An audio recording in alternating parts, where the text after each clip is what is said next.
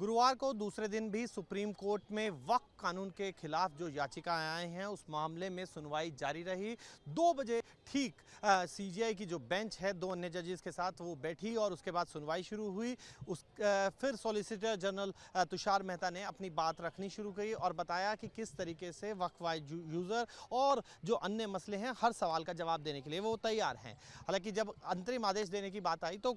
1 हफ्ते का समय जो है वो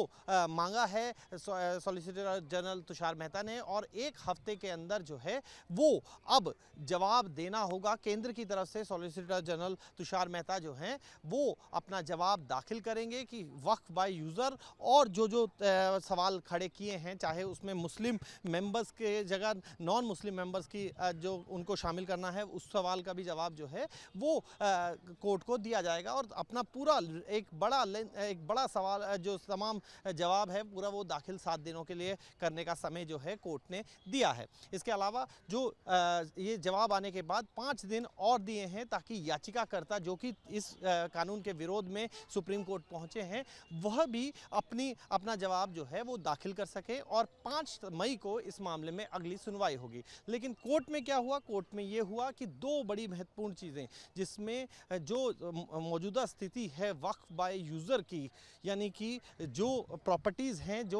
नोटिफाइड की गई हैं या फिर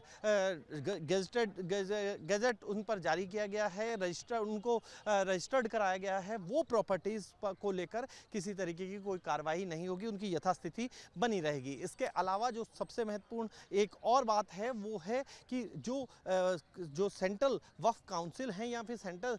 स्टेट वक्फ बोर्ड हैं उनका भी गठन जो है अभी नए कानून के हिसाब से नहीं किया जाएगा, यानी कि नई नियुक्तियां अभी नए कानून के हिसाब से नहीं की जा सकेंगी। ये 2 महत्वपूर्ण चीज़ें जो हैं वो कोर्ट के अंतरिम आदेश में आई हैं और इसके बाद अब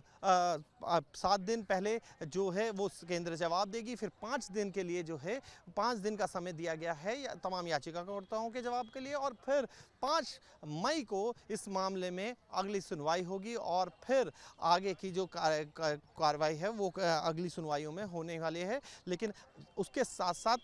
5 रिट पर भी सहमति बनाने के लिए कहा गया है तमाम याचिकाकर्ताओं को, क्योंकि सीजीआई ने कहा कि 120 याचिकाएं हैं और सारी रिट्स को पढ़ पाना संभव नहीं हो पाएगा। इसलिए इस मामले में आप जो 5 रिट्स हैं उन 5 बिंदुओं को तय कर लीजिए, उन 5 रिट्स को तय कर लीजिए और फिर हम उस पर ही आगे की सुनवाई करेंगे और अब ये सुनवाई 5 मई को होने जाएगी।